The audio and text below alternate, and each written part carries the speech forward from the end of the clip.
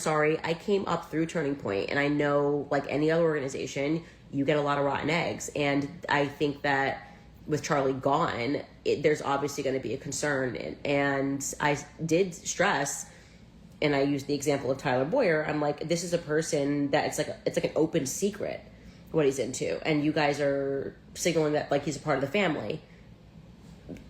What am I supposed to make of that? Is that just bad judgment? Or is that like kicking the can down the road? Or is it kind of overt, we're going to protect bad people? You know, this is all the stuff that I said. Trust me, I said everything that I have said on the show. I just didn't want to like give you a 4-hour podcast today about everything. Okay, let's see. I have one here of the questions. Okay. Oh, I figured out how to do the questions. Okay. Is there information that you absolutely cannot discuss? No, there is not information that I absolutely cannot discuss. That's why I'm saying ask me anything that you want right now. Does Erica still want you to stop? Did she explain herself? Yeah. So Erica said that the reason that she told me to stop was because of the way Barry set up the question. And so she was basically saying like, you know, stop, that's it. And then there apparently was a lull, which could have been edited. And Barry kind of wanted her to say more, but she didn't say more. That's what she told me. This person said, do you believe that the world can trust Erica and trust Turning Point USA? You know, I don't think that we can trust anything until we figure out what happened on that day. You know, that's why I said I'm not voting until we figure this out. And this weird peer pressure that we all need to vote and just like keep focusing on politics and support conservative organizations. And like, it's like, no, because to me, if this is covered up and we don't get a clear answer, and when I say a clear and convincing answer, I don't mean $1 billion campaign spent on influencers telling you that the answer is clear. I mean, like, we all look at each other and go, yeah, like 100%, we saw him pull the trigger and that's it, it's over. And even in that regard, even if I actually saw Tyler Robinson pull the trigger, and I don't think he did, and I haven't moved 1 inch on that opinion, but even if I did actually see him do that, I still would not think he acted alone. So I don't think that we should just be moving on and trusting everybody. That doesn't make any sense to me. There's no way that Erica could know that organization this quickly. Like, there's 650 employees, and someone was just assassinated in broad daylight, and people are telling lies. People are telling lies. We're going over the lies, like, on the show live. So I don't get how anybody could trust the situation right now. This person says, what's one thing you learned that you didn't know prior? I mean, there's a lot of things I learned that I didn't know prior. I think probably the part that we discussed about the magic bullet, them saying that, you know, Andrew was kind of flying rogue and just did that. And I will say I struggle with that one a lot. I struggle to believe that because, first and foremost, how on earth, like, we'd have to believe that, first off, the surgeon, who's a professional, who works at multiple hospitals, just thought it was fine to talk to a PR agent who, in theory, he shouldn't have even seen Andrew, right? Like I said, Andrew gets there later. I'm assuming the surgeon didn't just wait around to hold hands. That's not what surgeons are supposed to do. They should be working on the next patient, whatever it is. Okay, he had to have had permission, because otherwise doctor would be like, who are you? Like, how, especially when there were so many people looking for information, I would imagine the doctor would have been on high alert. So I feel like like we're not getting the truth of that conversation. And like, more happened. There was some sort of a facilitation between that conversation. That's weird. And then you have to believe that not only did Andrew fly rogue and call the surgeon, and then the surgeon violated HIPAA to talk to Andrew, but then on top of that Andrew then was like, I'm going to tweet this and I'm going to put quotation marks because I remembered from memory what the doctor said. I'm just like, that's a lot of stuff that had to have happened. And I don't know. I just don't. I feel like there's a little bit more to that story. This person said, did EK comment on the Egyptian planes following her? I've talked about this on the show. We're going to get more into Egyptian planes tomorrow. She definitely seemed receptive to it. I'll say that. She was definitely receptive to it, and there's no way not to be receptive to it because it's true. It's happening. This person is, are you now paid by Israel? No, it's Qatar. It's always Qatar. This person says, did you find it strange that Erica had Charlie's phone during investigation? I forgot to mention on the show today. I did ask whether or not the feds took Charlie's phone, and they didn't. I think the feds are involved. I've been pretty clear about this. Like, I hope you guys, like, the feds are involved. Like, I just believe this in my soul that the feds are involved in this. There are some things that I have not said publicly because there was only one person who would know this and they would lose their job. Let me put it this way. I am like 99% sure the feds were involved with what happened on that day. That's where I'm at personally. Okay? I don't even question that. Like, that's not even something that I'm willing to play the game with. The Kash Patel, what did he know? Where did he know? So now, for me, it's like how many people at Turning Point knew that. And I have bad feelings about a lot of people that are there.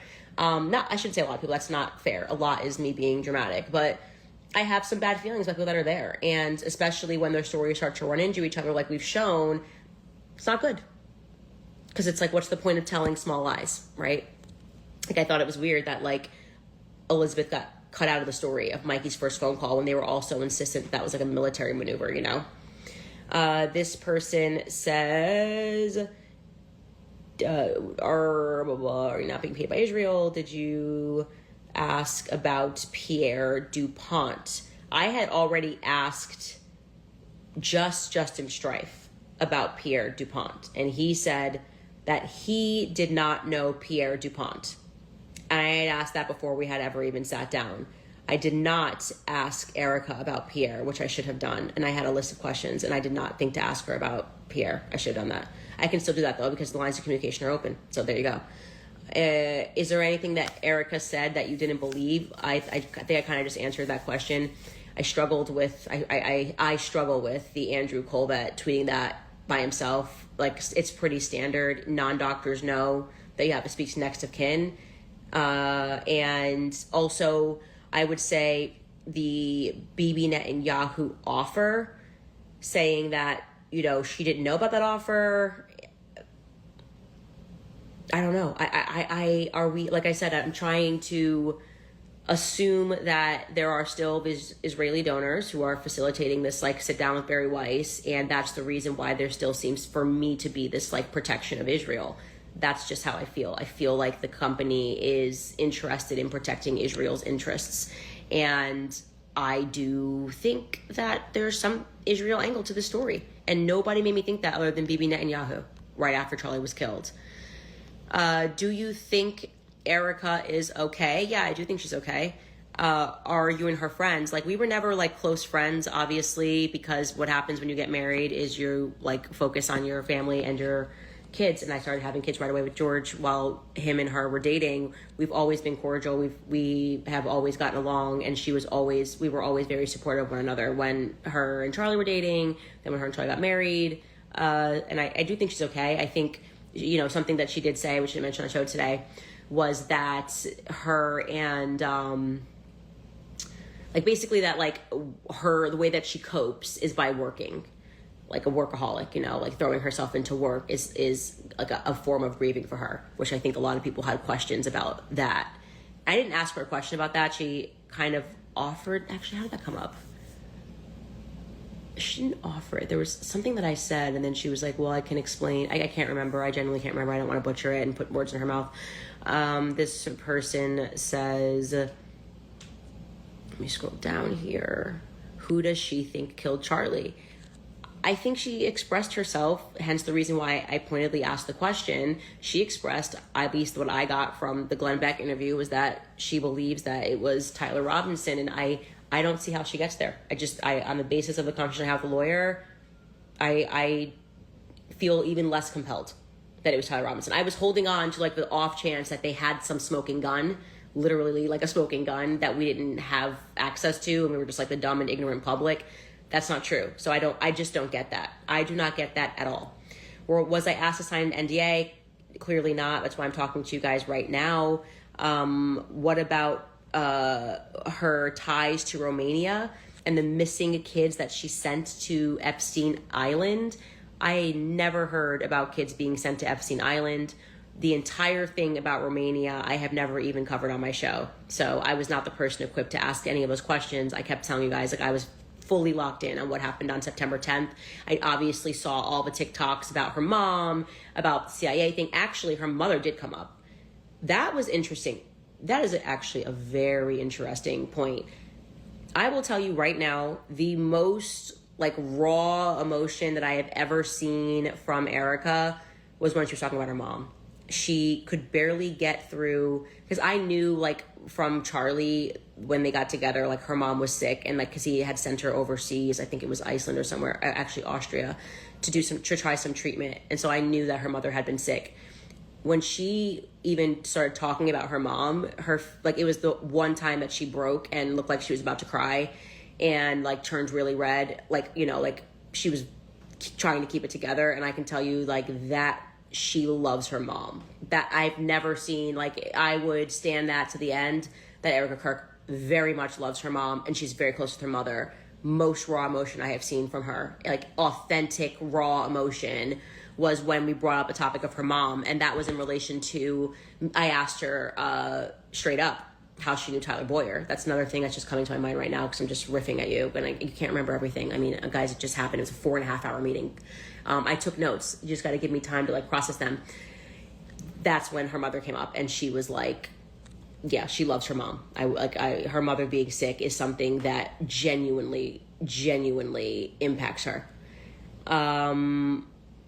Why did the conversation have to be private? What do you want me to tell you? That's what I was offered. What do you want me to do? Like, that's what I was offered. I was offered public. I said yes. I was offered private. I said yes. I'm going to take whatever I can get. And I hope that we can then have a conversation in the public, that it can be AMA style, and the public can ask all of their questions. I don't, if I was in their position, I would do it. I told them their PR has been a disaster. I think their PR, I said, this is a new PR world, and I feel like you guys have been treating the public like they're stupid, and they're not.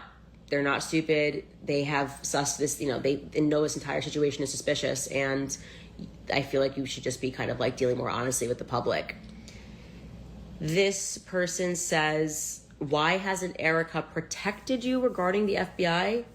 Oh, that didn't even come up. Honestly, I didn't even think to ask her about like, oh, could you reach out to the FBI for me? Because that's not how it's supposed to work.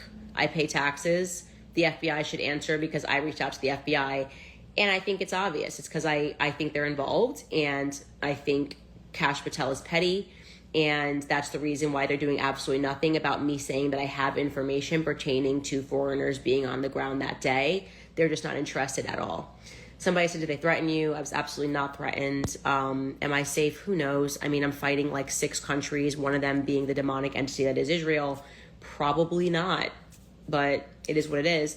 This person said, do you think Charlie would still want you to apply pressure? Yeah, I do. I do think Charlie would still want me to apply pressure. And figure out what's happening, and that's why I'm doing it. Did you clarify anything surrounding whether or not an autopsy occurred? I already told you guys for a fact an autopsy did happen, so I didn't have that on my list of questions because I had already confirmed that. Was yesterday your first time speaking with Erica since 9/10? Yes, it was. Will TPUSA own up to the lies as much as you did? Will they defend you publicly?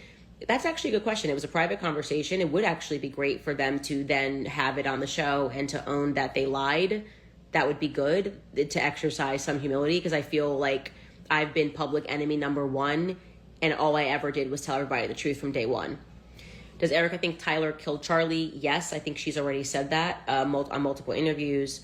Was there discussion around UVU remodeling the crime scene? No, I forgot to ask that question, so that was my bad. Did they address the issues? Also, because I don't know that I should have thought about that, but I feel like that's more like a Fed question, and I was trying to focus on like Turning Point USA questions. Did they address the issues with the finances and taxes? They brought an entire tax document thing for me to look through. I'm not an accountant, which is why I haven't spent much time talking about their finances other than the Doge thing, which I was like, that was a weird lie. I don't understand like why Tyler would say that that's like something that he had always done. And they owned that was not something that they had always done. So again, this is the stuff why I feel like we could have benefited from doing a public like live stream, because they did own a lot of the stuff, and it, like you said, it has not been owned in a public capacity. This person says, was Erica surprised by anything that she wasn't before? I would say, yeah, she was very surprised on one thing that I kind of surprised them with that I hadn't said publicly. And I explained to him that it was a very big reason why I am convinced that someone at Turning Point knows more about Charlie's death. I think they were very shocked by that when I told them what that thing was, which was like basically that somebody inside of Turning Point told me that. I'm not naming names, but somebody inside of Turning Point told me that Turning Point was involved. And they were kind of jaws on the floor about that. And we're like, okay. And I was like, look, I haven't put that information out in the public yet because I am aware of what the ripple effect of that will be. And I also, it could very well be, obviously, in terms of conspiracy, do we think 650 employees at Turning Point USA are in on it? No. But I think it helped them see that I was being compelled by what I'm being told. And I have not told the public every single detail of everything that I've been told because I am playing a game of chess. I need to figure out, to separate the wheat from the chaff, so to speak. And I think we've done a pretty good job of doing that. So there is that as well. I'm going to do a few more questions here. Darn, I accidentally scrolled to the top here. You guys asked a few times, who do you think? Did you find it strange that Erica has Charlie's phone during this investigation? I find it strange the FBI didn't take his phone. But then I think about it and I'm like, actually, it's not strange because I think the FBI is in on it. So it's like, yeah, I know they did some weird stuff, starting with in the hospital. I know the feds were there. I've never said that until just now. The feds were at the hospital way too early, in my opinion, and they did some weird stuff. I don't know what to say other than that, right? I could say more, but I'm just kind of trying to wait and process a few more things. This person says, okay, sorry, I'm scrolling just because I realized yes, we asked about the Doge audit. I thought I said something about that on the show today. Why do you trust the call logs? They could have been fabricated. You're absolutely right. They could have been fabricated. But if they fabricated them, to whose benefit? It actually made it seem like everybody lied. So, of course, they were, in fact, edited. It wasn't the full call log, uninterrupted, printed from the website because they wanted to just show me the relevant portions. But that's all we had. I would prefer to sit down with Mikey and for Mikey to show me his call logs in person. I'm open to that. If I ever get an opportunity to go on their show, I would just be like, can you show me the phone so I have the confidence? I can only tell you guys what I was told, This person says, I told you about the Egyptian planes. You'll have so much more on that tomorrow, so I'm going to skip that. Who styles your hair? Mia, who came with me for the vibes, my cousin, A1 since day one. She can't stand me, but she's always with me. Do you believe that Erica Kirk is skeptical of Kash Patel? That's a good question. I feel that, and this is not coming from the private meeting, this is coming from just public messaging, that they have been trusting of Kash Patel. That they have been, in communication with him is what I've been told. They've been in communication with him. I find that to be weird because I think Kash Patel is completely and utterly full of shit. So if she is skeptical, it was not communicated to me. And I didn't ask that question specifically. Is Erica interested in the story of the witness that called you the military meeting that he saw in the military base? I think that's an interesting question.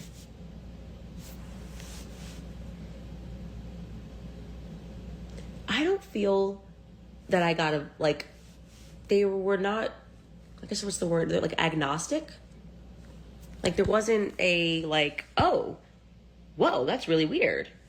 And there wasn't a well, actually, I shouldn't say there wasn't a chance to shut it down. What they did was they brought Brian Harpole's his travel logs from Tokyo, because remember initially when I did the episode I was like, oh, they couldn't have made it back in time for this meeting. I was actually wrong about that because I was forgetting how much time you gain back when you fly back from Tokyo. I think we figured out through this series I'm not the best at time zones. Anyway, so they had his travel stuff, and I have his travel stuff, which is why I said we'll get back into the Camp Huachuca thing later, and by no means is it shut down. Like, this is a very strong lead, and I do sense that there was major panic about this meeting. Like, the attacks leveled up, and that's saying a lot because they've been attacking me nonstop. So when they gave me Brian Harple's thing, I looked at it, I was like, oh, this doesn't debunk anything. He could have definitively made it, because I explained to them that Brian Harple, that person who is certain that he saw Brian Harple, he says, and we're going to have him on the show hopefully tomorrow, he says that he saw Brian Harple, and that was like around like 7:47 a.m. So he's unaccounted for during those times. What I can tell you is, and I'll show you this tomorrow, like Brian Harple got back from Tokyo into Dallas early in the morning on September 8th. So that's a full day. He could have been at Camp Huachuca on the 8th. But Brian Harple, by the way, is calling around, like telling people he's going to like sue me or something, which is weird because he hasn't even sent a cease and desist. He's like talking to Tim Pool apparently and saying weird stuff, and got a message out to somebody else and was like trying to seed. Like, basically, I feel like Brian Harple is scared of us investigating Huachuca, and so he's intentionally signaling to people in the public that he's going to sue me. And when people, as a strategy, don't just like hit you up and say, hey, you got something wrong, here's so you can correct it, but then go the route of like legal threats, they have something to hide. It's very simple to just like shut something down with the truth and say, hey, I saw this, you got mixed up. He's trying to like scare me with lawsuits. So I feel like Camp Huachuca is the undoing of everything, okay? Tomorrow's episode is going to be very interesting. And that's all I can say, like, for right now, because we had to put the pieces together and trying to figure out who was there at that meeting. But Baron Coleman's episode really helped build upon the fact that someone very important from DC was at that meeting. And he verified, in case you didn't see it, that this was a high-level meeting. I have people on the base who verified that the windows were blacked out. It was turned into an intelligence operation. Also, that in general, Camp Huachuca is an intelligence base. He stumbled upon this meeting, and it could literally solve the entire Charlie Kirk case. That's why I said I need to focus my energy on that, because I feel like part of this, creating this like war with Erica and people saying this, that, you know, I was beating employees at Daily Wire, and them even releasing like the firing tape. I didn't even discuss this today. The firing tape of Jeremy Boring on stage, firing me and calling me a semi. It feels like they're trying to distract me because it's the last week of the podcast. And I feel like I have to focus on this. Like, I feel like we could solve it. So if we get any detail about the Camp Huachuca base. So I don't know. That's where I'm at right now. I won't answer any questions. Like I said, I'm not convinced by anything. So I'm sorry if you are upset that I took the only opportunity that I was given to sit down and try to get answers, and did my best to kind of deliver to you like the high level, low level. I do think it's good that we have communication with Turning Point USA. I think that's a good thing, because it allows us to, when we find a lie, to instantly have me message Justin and say, hey, you said this or he said that, what's the deal? Like, otherwise we're just going, okay, we don't know why they lied. So I don't know. I feel like that I did the right thing on that, like trying to like facilitate a conversation, and I am 1000% open to still having that conversation in public. Maybe now she feels comfortable to do it publicly because she did it privately, you know? Anyways.